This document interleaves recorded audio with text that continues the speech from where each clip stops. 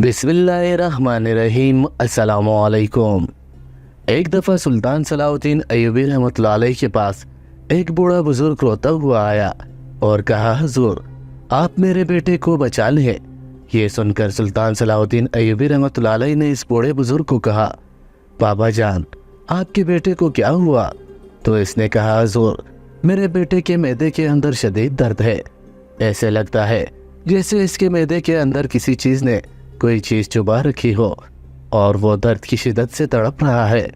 ये सुनकर सुल्तान सलाहुद्दीन अय्यूबी रहमतुल्लाह अलैह ने कहा, बुजुर्ग तुम्हें तो हकीम के पास लेकर जाना चाहिए था, आप मेरे पास क्यों आए हैं? तो इसने कहा, हुजूर मैं तमाम हकीमों के पास इसको लेकर गया लेकिन इसका कोई इलाज नहीं कर सका, किसी भी हकीम की समझ में नहीं आ रहा। ये सुनकर सुल्तान सलाहुद्दीन अय्यूबी रहमतुल्लाह अलैह ने कहा कि तुम्हारा बेटा कहाँ है? तो इसने कहा, हुजूर महल के बाहर गांव वाले इसको लेकर खड़े हैं और वो दर्द की शिद्दत से तड़प रहा है। सुल्तान ने कहा कि तुम लोगों को कहो कि इसको अंदर ले आओ। इतने में सुल्तान सलाहुद्दीन अय्यूबी रहमतुल्लाह अलैह ने हकीम साहब को बुलाया। जब हकीम साहब ने इसका मुआयना किया तो शाही हकीम ने कहा, हुजूर इस नौजवान का दर्द मेरी समझ में नहीं आ रहा। ये सुनकर सुल्तान सलाहुद्दीन अय्यूबी भी परेशान हुए क्योंकि वो नौजवान इस बूढ़े बुजुर्ग का इकलौता बेटा था और वो अपने बाप के सामने दर्द की शिद्दत से तड़प रहा था और इसके रोने की दर्द में इतनी शिद्दत थी कि इसको देखकर सारे दरबारी हैरान और परेशान हो गए। तो ये देखकर एक बूढ़ा बुजुर्ग जो सुल्तान सलाहुद्दीन अय्यूबी के महल के अंदर सफाई का काम करता था, इसने कहा, हुजूर मैं इस नौजवान का मुआयना करके इसका इलाज कर सकता हूँ। इतने में सुल्तान ने कहा, तुमने कभी हिकमत का काम नहीं किया तो तुम इसका इलाज कैसे करोगे? तो इसने कहा, हुजूर आप मुझे एक मौका दें। सुल्तान ने इसको मौका दिया। जैसे उसने इस नौजवान का मुआयना किया तो उसने कहा, हुजूर मेरे पास इस नौजवान का एक इलाज है। सुल्तान ने कहा, बताओ कौन सा इलाज है? इसने कहा, हुजूर एक ऊंट के गोश्त की बोटी और एक धागा लेकर आओ। ये सुनकर सारे दरबारी हैरान के कि एक बोटी और एक धागे से इस नौजवान का कैसे इलाज होगा। लेकिन जब एक बोटी और एक धागा लाया गया तो अगला मंजर देखकर सारे दरबारी हैरान हो गए क्योंकि इस बूढ़े बुजुर्ग ने दोस्तों असल में ये वाकया कुछ इस तरह का है कि एक दिन सुल्तान सलाहुद्दीन अय्यूबी एक आम ताजिर का भेस बदलकर काहिरा शहर के बाजार के अंदर दाखिल हुए। सुल्तान सलाहुद्दीन अय्यूबी रहमतुल्लाह अलैह ने एक ताजिर से पूछा, बाबा जी ये सामान कहाँ से लाते हो? इसने कहा, हुजूर ये सामान सिकंदरिया, दमिश्क और हल्ब के बाज़ारों से लाते हैं। तो ये सुनकर सुल्तान सलाहुद्दीन अय्यूबी ने कहा कि ए ताजिर। सुल्तान सलाहुद्दीन अय्यूबी ने ताजिरों का मुनाफा कम कर दिया क्या? तुम इस बात पर अपने सुल्तान से रंजीदा नहीं हुए? तो इसने कहा, हुजूर हमारे सुल्तान ने जब भी कोई फैसला किया वो आवाम की बेहतरी के लिए किया और इसमें हमें अपने सुल्तान से कोई परेशानी नहीं। अगर हमारा सुल्तान हमसे सब कुछ ले भी ले तो तब भी हम अपने सुल्तान का शिकवा नहीं कर सकते। तो इतने में एक और खड़े साथ ताजिरों ने कहा कि तुम सुल्तान सलाहुद्दीन अय्यूबी के इतने गीत गा रहे हो, लेकिन तुम जानते हो कि सुल्तान सलाहुद्दीन अय्यूबी के अपने एक वजीर के घर कीमती बुत रखे हुए हैं और सुना है कि वो वजीर इन बुतों की पूजा करता है और ये भी बात सुनने में आई है कि वो बुत सुल्तान सलाहुद्दीन अय्यूबी रहमतुल्लाह अलैह ने खुद इस वजीर को तोहफे में दिया है। ये सुनकर इस ताजिर ने कहा, मैं ये नहीं मान सकता। तो इतने में एक और ताजिर ने कहा, हमने खुद अपनी आंखों से सुल्तान के महल में से वो बुत इस वजीर के महल की तरफ ले जाते हुए देखा है और हमें तो लगता है कि सुल्तान खुद अब इन बुतों की पूजा करने वाला है। यह सुनकर सुल्तान सलाहुद्दीन अय्यूबी हैरान हो गए क्योंकि असल में ये वाकया कुछ इस तरह का था कि सुल्तान सलाहुद्दीन अय्यूबी ने एक किले को फतह किया तो इसके अंदर दो बहुत कीमती बुत जो कि सोने की दात से बनाए गए थे और उन बुतों को सुल्तान सलाहुद्दीन अय्यूबी ने इस वजीर के महल में रखवा दिया ताकि इस किले का हाकिम जो कि असल में पंडित था वो बुत इस पंडित को देकर इसके बदले में अहम खतूत हासिल करने थे। लेकिन सुल्तान सलाहुद्दीन अय्यूबी रहमतुल्लाह अलैह की दुश्मनों ने लोगों के अंदर ये खबर फैला दी कि सुल्तान सलाहुद्दीन अय्यूबी ने अपने वजीर को अपने ही हाथों से बुत तोहफे में दे दिए। ये सुनकर सुल्तान सलाहुद्दीन अय्यूबी हैरत में खड़े कि दुश्मन को ज़रा भी मौका मिले तो वो मुझे नुकसान पहुंचाने के लिए कुछ भी कर सकता है। तो इतने में एक और ताजिर ने आकर इसी ताजिर को बताया जिसके पास सुल्तान सलाहुद्दीन अय्यूबी मौजूद थे। इसने कहा कि बगदाद शहर की तरफ से एक मुल्ला फ़ाखिर आ रहे हैं اور وہ آج بازار میں رک کر مجلس عام کریں گے اور لوگوں کو دینی تعلیم سے آگاہ کریں گے۔ تو اس تاجر نے کہا کہ اس ملا کا ہمارے بازار کے اندر مجلس عام کرنے کا کیا مقصد ہے؟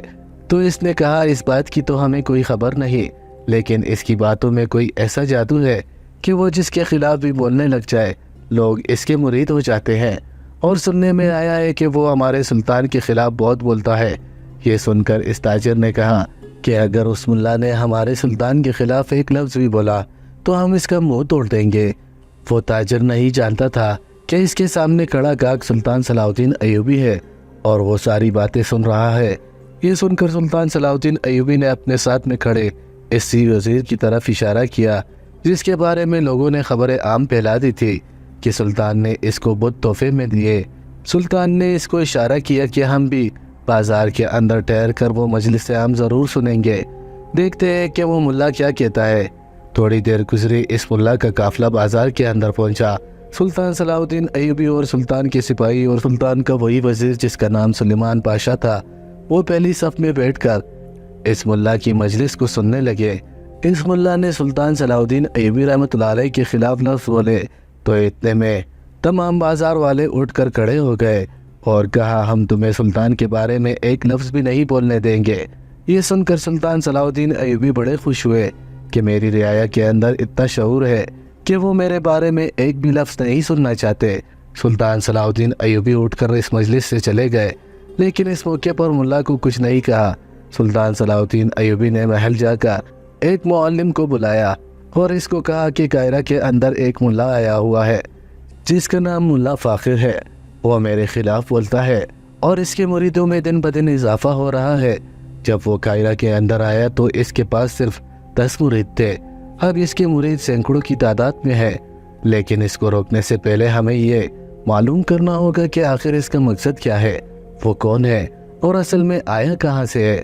تو سلطان صلاح الدین ایوبی کو وزیروں نے کہا، حضور معلم نے کہا، حضور اس کو بے نقاب کرنے کے لیے ہمیں کوئی ترکیب سوچنی ہوگی۔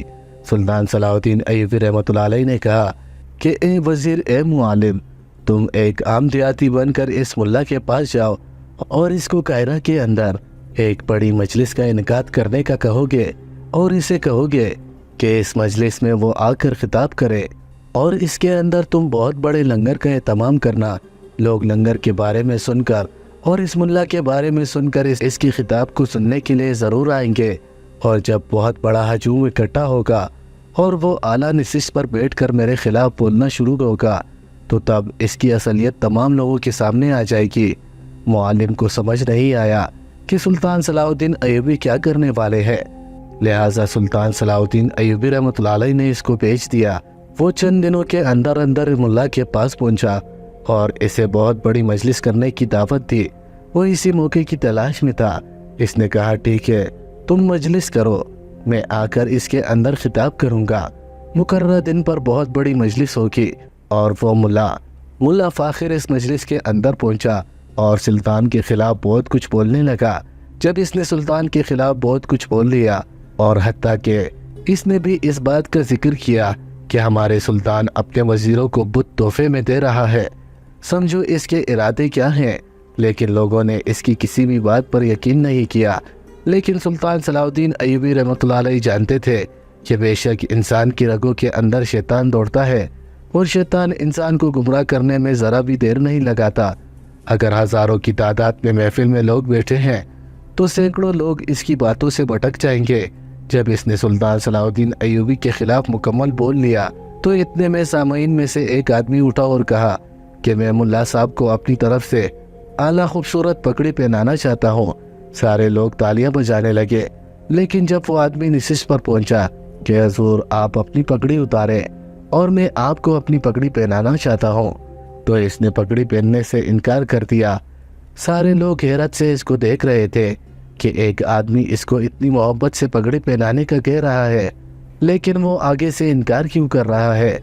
اور اسی حیرت کے مارے سارے لوگ اسی حیرت سے اسے دیکھ رہے تھے کہ ایک آدمی اس کو اتنی محبت سے پگڑی پہنانے کا کہہ رہا ہے، لیکن وہ آگے سے انکار کیوں کر رہی ہے۔ اور اسی حیرت کے تو اتنے میں اس آدمی نے اپنی میان سے تلوار نکالی اور اس کے سر سے پگڑی اڑا دی، اور جب اس کے سر سے پگڑی اٹھی تو اگلی منظر دیکھ کر لوگوں کے پیروں تلے زمین نکل گئی، کیونکہ پگڑی اڑانے والا آدمی کوئی اور نہیں بلکہ وقت کا سلطان تھا۔ اور اگلا منظر یہ تھا کہ جب اس کے سر سے پگڑی اڑی تو اس کے سر کے درمیان میں سلیب کا نشان بنا ہوا تھا جو کہ عیسائیوں کا تھا، اور سارے لوگوں کے سامنے یہ حقیقت کھل گئی کہ وہ ملا فاخر جو خود کو بغداد کا کہہ رہا تھا وہ ملا نہیں تھا بلکہ عیسائیوں کا پادری تھا، جو کہ سلطان کی رعایا میں سلطان کے خلاف زہر اگلنے کے لیے آیا تھا۔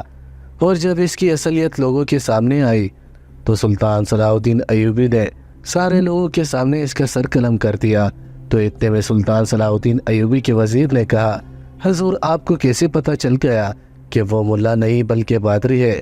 تو سلطان صلاح الدین ایوبی رحمۃ اللہ علیہ نے کہا، پہلے دن جب وہ بازار میں خطاب کر رہا تھا تو میں نے جب اس کے خطاب کو سنا تو اس نے اپنے کچھ لفظوں میں کچھ ایسے لفظ استعمال کیے جس سے مجھے لگا کہ یہ مسلمان نہیں بلکہ غیر مسلم ہے، کیونکہ اس کی آنکھوں میں مجھے وہ روشنی نہیں نظر آ رہی تھی جو کہ ایک ملا کی آنکھوں میں ہونی چاہیے، اور مجھے شک ہو گیا کہ یہ کوئی جاسوس ہے یا پھر کوئی غدار ہے۔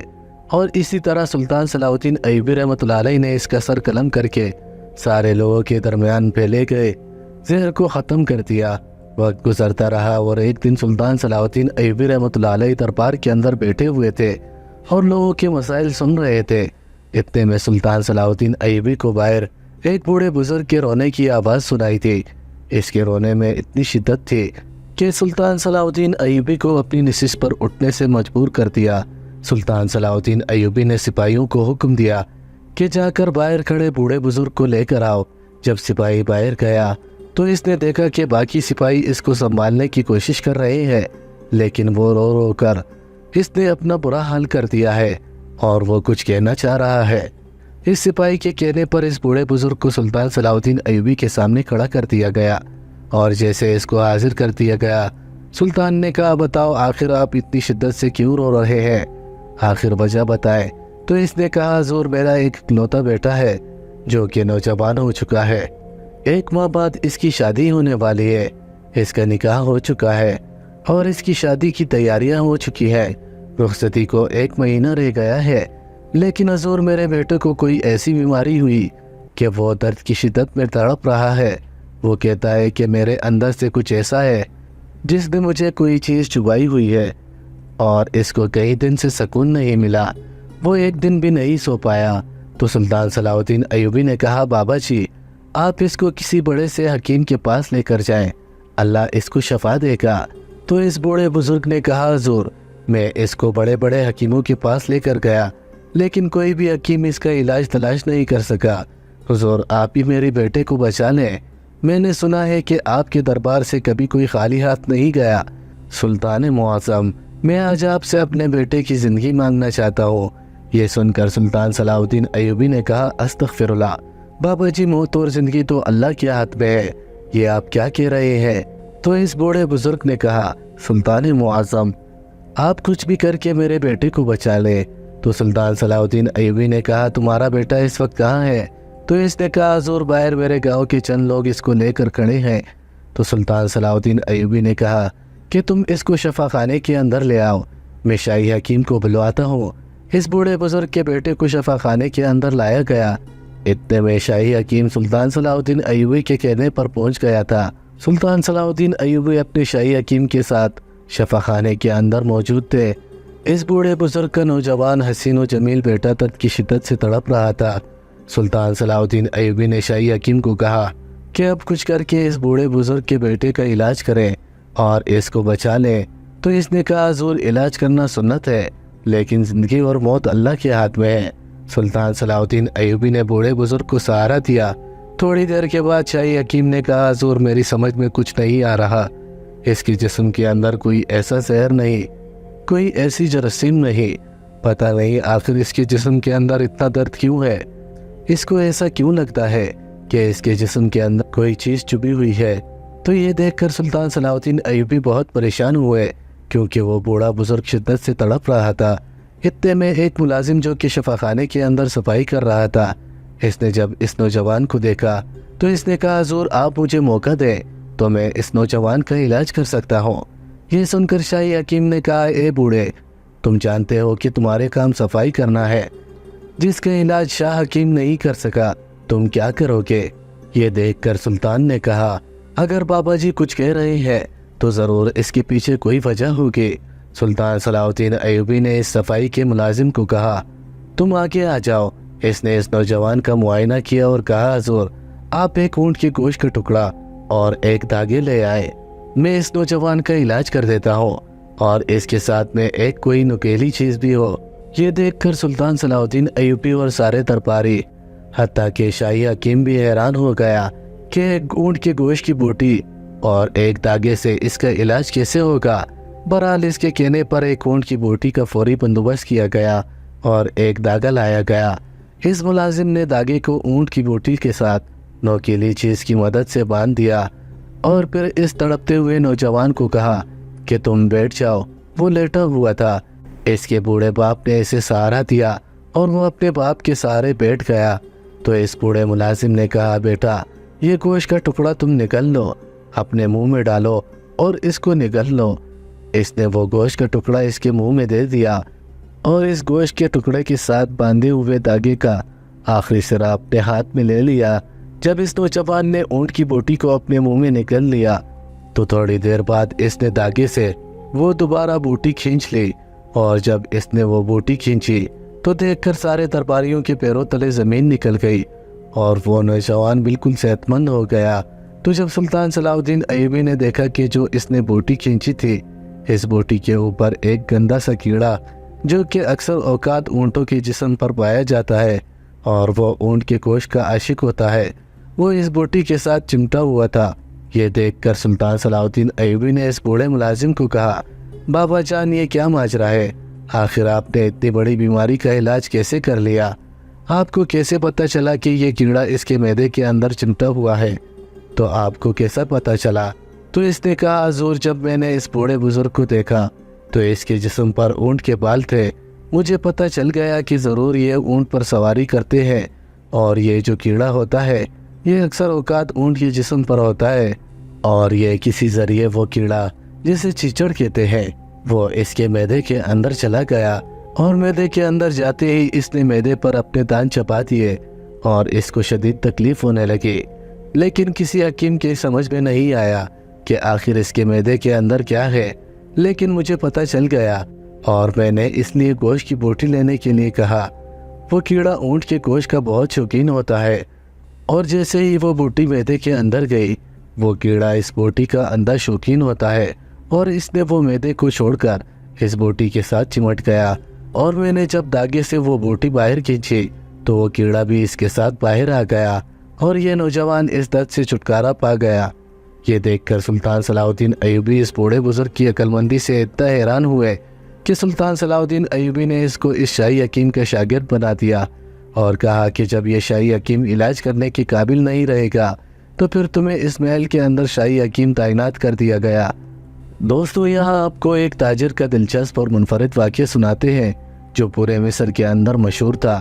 ایک دفعہ سلطان صلاح الدین ایوبی رحمۃ اللہ علیہ نے دربار کے اندر مصر کے مشہور اسکندریہ شہر کا سب سے مشہور اور کامیاب تاجروں کو دربار کے اندر بلائے اور انہیں اجلاس میں شرکت ہونے کی دعوت دی گئی، اور اس موقع پر سلطان صلاح الدین ایوبی رحمۃ اللہ علیہ نے ان کو اپنی کامیابی پر قیمتی تحفے دیے۔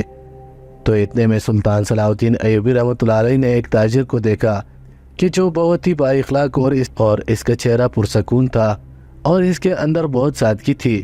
حالانکہ وہ اسکندریہ شہر کا بہت بڑا تاجر تھا، لیکن اس کے اندر اتنی سادگی تھی کہ وہ لباس سے ایک عام مزدور لگ رہا تھا۔ سلطان صلاح الدین ایوبی رحمۃ اللہ علیہ نے اس کو کہا کہ تم اپنی زندگی کا کوئی ایسا منفرد اور دلچسپ واقعہ سناؤ جو لوگوں کے دلوں کو طاقتور بنا دے۔ تو اس نے کہا حضور آج سے 10 سال پہلے اس اسکندریہ کے بازار کے اندر میں چمڑے کی تجارت کا کام کرتا تھا۔ میرے بازار کے کونے میں ایک دکان تھی، اور میری دکان اسکندریہ کے اندر چمڑے کی بہت بڑی دکان تھی۔ حضور ایک دن میں دکان میں بیٹھا ہوا تھا کہ ایک 5 سال کی چھوٹی سی بچی میرے دکان پر آئی۔ میں نے اس کے ہاتھ میں دیکھا کہ اس نے کپڑے میں کوئی کھانا باندھا ہوا تھا۔ میں نے سوچا کہ ویسے گزر رہی ہوگی۔ میں اپنے گاہکوں کے ساتھ مصروف ہوا اور اتنے میں وہ بچی کہیں غائب ہو گئی۔ میں نے سوچا کہ وہ آگے بڑھ گئی ہوگی، लेकिन थोड़ी देर के बाद मेरी अचानक नज़र पड़ी कि इसने मेरी दुकान के अंदर वो खाना रखा और वहाँ से चली गई। मैं बड़ा हैरान हुआ कि आखिर वो खाना यहाँ क्यों रख कर गई। फिर मैंने सोचा कि शायद वो भूल गई होगी। मैंने सोचा कि इस खाने को खोल कर देखा जाए कि आखिर इसके अंदर है क्या। हुजूर, जब मैंने वो खाना खोला तो इसके अंदर लिखा था कि ताजर, ये खाना ख़ास तौर पर आपके लिए बनाया गया है, बगैर किसी झिझक के आप ये खाना खा लें। हुजूर, मैंने जब चिट्ठी पढ़ी तो पहले तो मुझे शक हुआ कि कहीं इस खाने के अंदर जहर ना हो, लेकिन फिर मैंने सोचा कि अगर जहर होता तो वो इसी तरह मेरे दुकान में रख कर न चली जाती। चलो इस खाने को खा लेते हैं। हुजूर, मेरे इस दुकान में और कोई नहीं था। मैं बाजार का खाना खा खा कर थक गया था। दुनिया जहाँ की दौलत मेरे पास थी, लेकिन मेरे घर के अंदर सुकून नहीं था।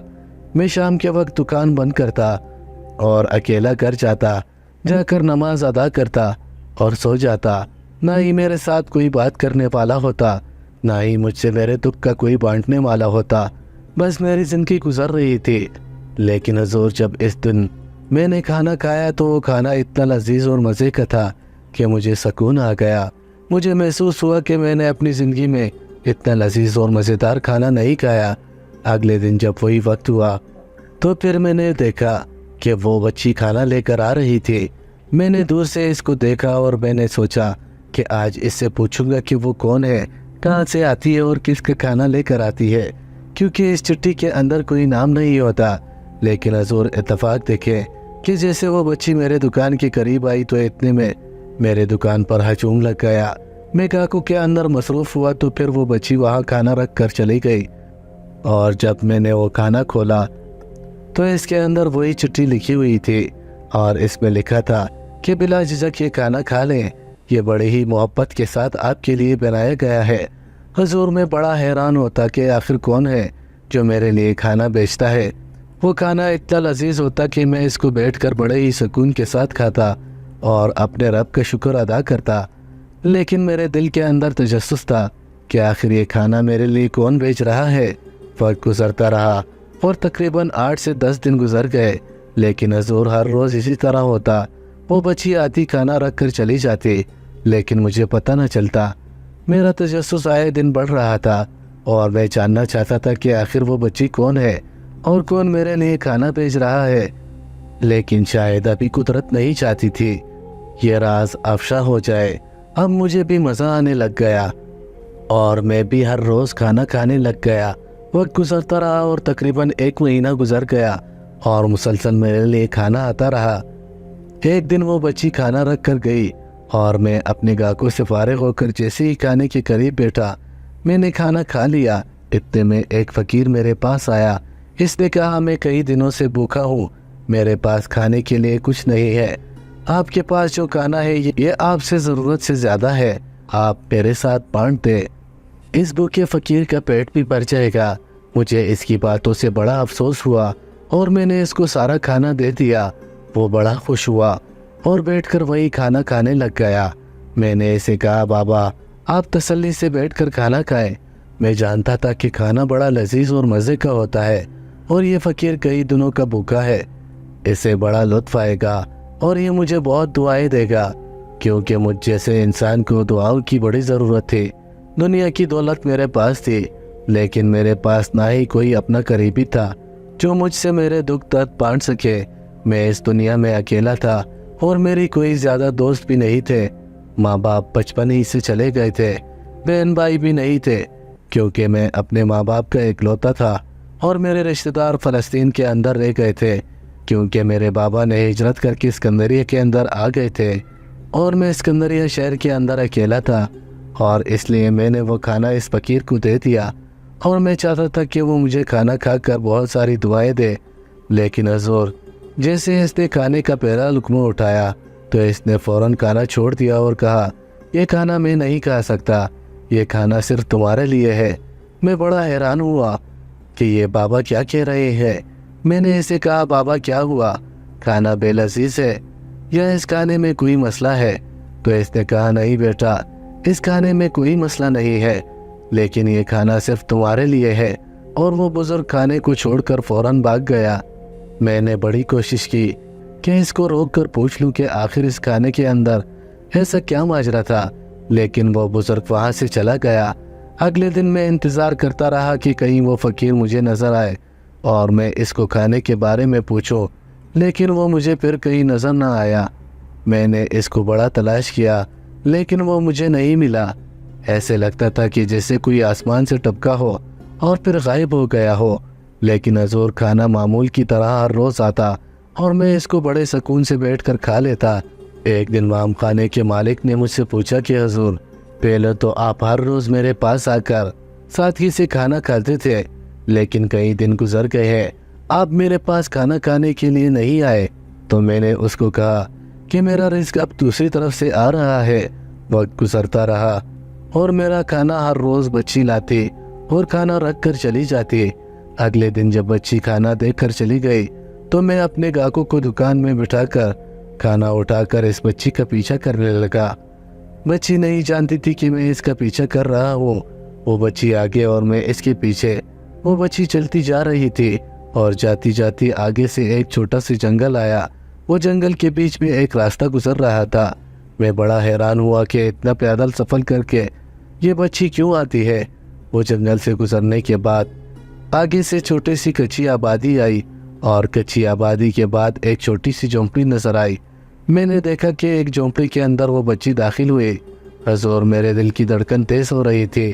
میں سوچ رہا تھا کہ آخر اس جھونپڑی کے اندر کون رہتا ہے، لیکن حضور، میرے دل کا تجسس بڑھ رہا تھا اور میں جھونپڑی کے دروازے پر پہنچا تو اندر سے مجھے کچھ آوازیں سنائی دے رہی تھی اور جھونپڑی کا بنا ہوا پردہ جیسے ہی میں نے اٹھا کر اندر دیکھا تو حضور، میرے پیروں تلے زمین نکل گئی۔ حضور، میں نے دیکھا کہ جھونپڑی کے اندر ایک بچی کے ساتھ ایک خوبصورت حسین و جمیل خاتون بیٹھی ہوئی تھی اور اس بچی سے پوچھ رہی تھی کہ کیا تم نے اس تاجر کے ہاتھ میں کھانا پہنچا دیا ہے؟ تو اس بچی نے کہا، جی ہاں، میں نے اس کے ہاتھ تک کھانا پہنچا دیا۔ میں بڑا حیران ہوا کہ میں تو اس کو نہیں جانتا، تو یہ میرے بارے میں ایسے کیسے جانتی ہے اور میرے لیے کھانا کیوں بھجواتی تھی؟ حضور، میں جیسے ہی جھونپڑی کے اندر داخل ہوا تو وہ خاتون جذبے سے اٹھ کھڑی ہوئی اور اس نے کہا، آپ یہاں کیسے؟ تو میں نے اسے کہا کہ میں کئی دن سے اس راز کے بارے میں معلوم کرنے کی کوشش کر رہا تھا، یہ آخر کھانا میرے لیے کون بھیج رہا ہے، لیکن مجھے نہیں پتہ چل رہا تھا۔ آج مجھے پتہ چل گیا، لیکن آپ بتائیں کہ میں آپ کو نہیں جانتا تو آپ میرے لیے کھانا کیوں بھجوا رہی تھی، اور آخر اس کھانے میں ایسا کیا تھا کہ یہ کھانا جب فقیر نے کھایا تو وہ فقیر کھانا فوراً چھوڑ کر چلا گیا؟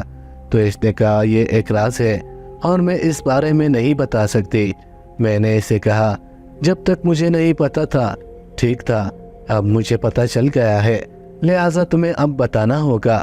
تو وہ عورت شرمندگی کے مارے بیٹھ گئی تو میں اس کے پاس بیٹھ گیا اور کہا کہ مجھ پر بھروسہ کرے اور بتائیں۔ تو اس نے کہا، حضور، چھوٹا منہ بڑی بات، میں ایک غریب گھر کی بیوہ عورت ہوں، میرے پاس اس جھونپڑی کے علاوہ اور کوئی نہیں، میں چھوٹے موٹے کپڑے سلائی کر کے 2 وقت کی روٹی کا بندوبست کرتی ہوں، اور ایک دن میں نے آپ کو بازار کے اندر دیکھا، آپ گاہکوں کے ساتھ بڑی ہی نرم دلی کے ساتھ پیش آ رہے تھے۔